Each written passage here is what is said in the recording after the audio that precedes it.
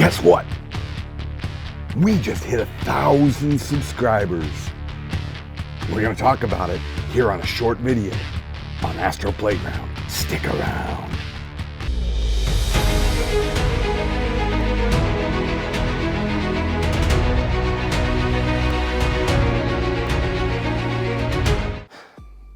Hello to all my wonderful YouTube friends out there, to my subscribers, to my viewers, all of those that are watching this program.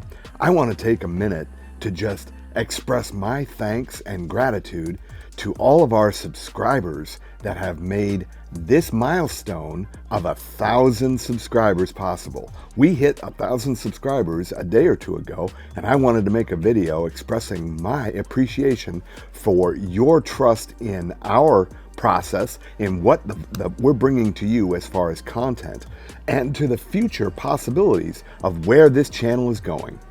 So I'm looking forward to what's next here at Astro Playground. We've been focusing a lot on the technical aspects of telescope purchasing, of telescope setup, doing different things like collimation, the different technical aspects of setting up the different subsystems that make up a telescope, how you run a good autofocus routine, how you incorporate your telescope with a computer, so on and so forth.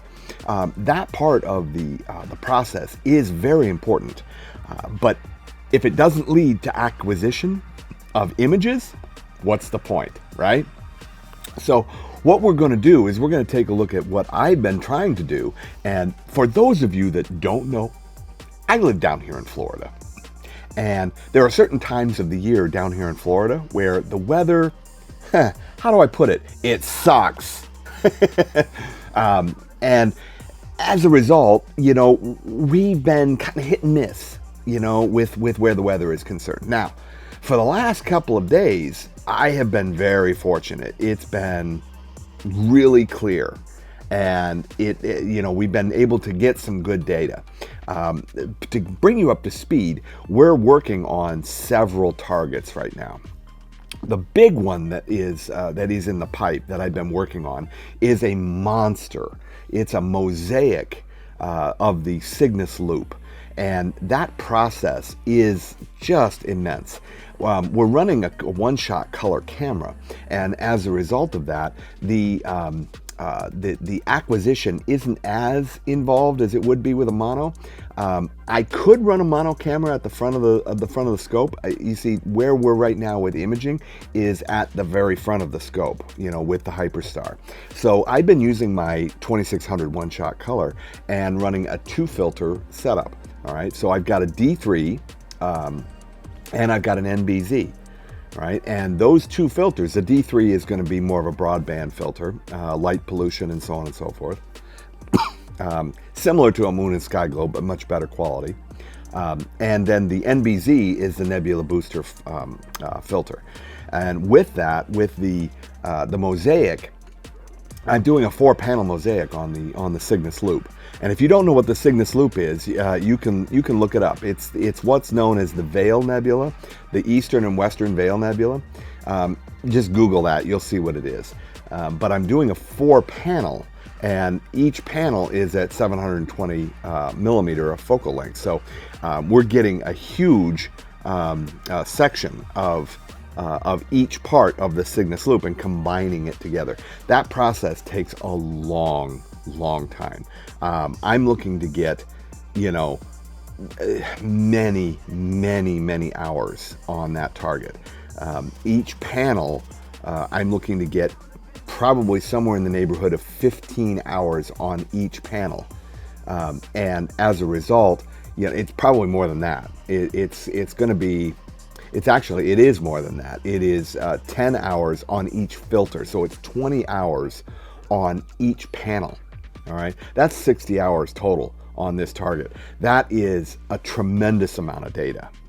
It's just a massive amount of data, and it's taken me a long time. I think that we're at the point now where data acquisition is either close to an end or it's very close to an end. I'm right now, I know that I'm somewhere in the neighborhood of 60 plus hours on that target, all 4 panels, both filters. So that's really good, because that particular target is becoming very, very difficult to capture. It's going to be, as we move into the fall and into the winter, it's going to disappear below the horizon, and we won't be able to gain any more data on it until next spring. So it's good that we're almost done. But I have other targets that we're working on as well. I've shot the Pleiades. I've got, you know, probably 5 or 6 hours on the Pleiades. With an F19, F2 hyperstar on the Pleiades, you're not going to need a whole heck of a lot of hours on that, just basically because it's a really, really bright target. I mean, you can see it with the naked eye. It's a very, very bright target. And if you have never looked at the Pleiades, I'd encourage you to do so.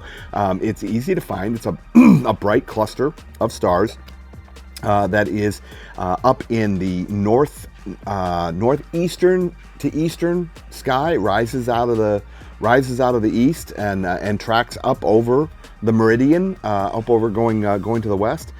You should be able to see it by midnight, 1 o'clock easily.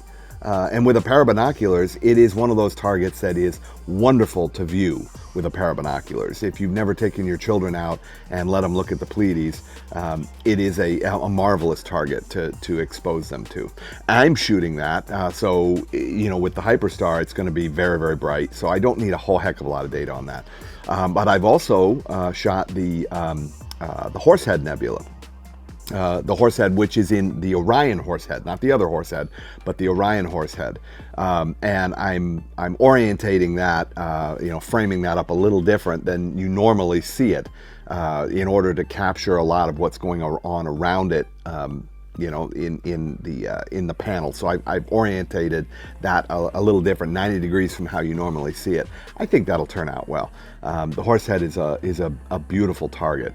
The one that I've been working on recently is the Pac-Man Nebula, and I have last night I was able to get a lot of data on the Pac-Man, and I think as it stands right now, I'm at about 16 hours on the Pac-Man, and we're just about done there.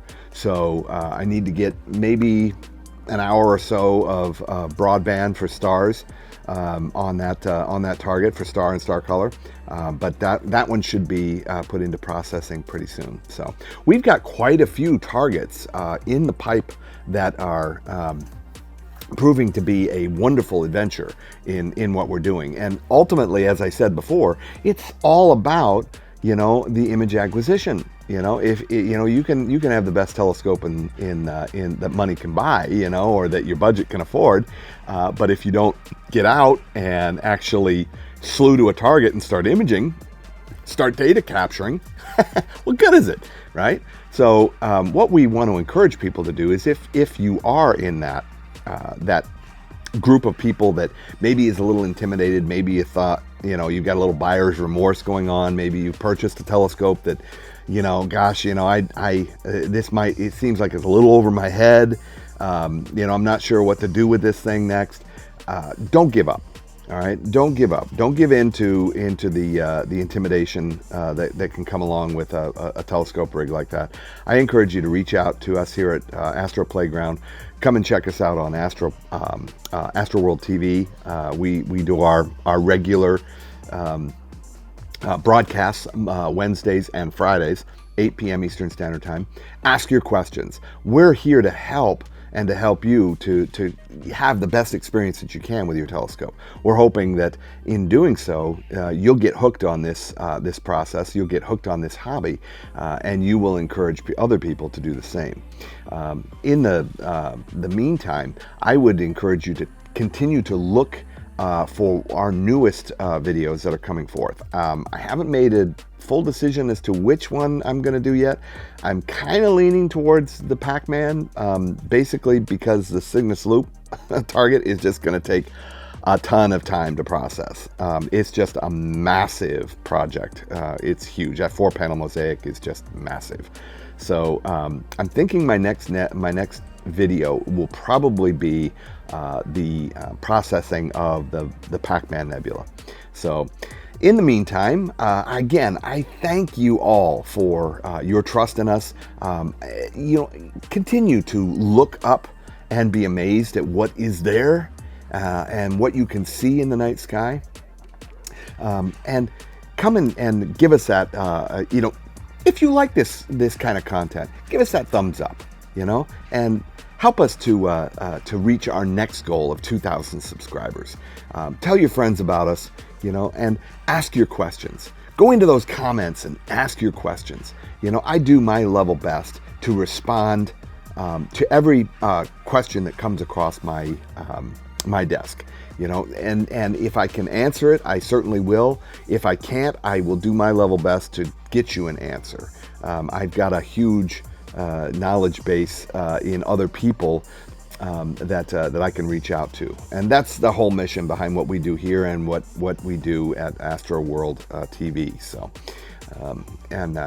go check out Astro World telescopes. My friend Dan Higgins over there, he is recently moved within New York. He's moved into a new home, and he's setting up his Astro World telescopes business in his new house, but he is still taking orders, and he would love to help you out. So go check out Astro World telescopes and come and visit us at Astro World TV. We'll be on tonight at 8 p.m. It is Friday, so again, happy Friday, and thank you all for your support.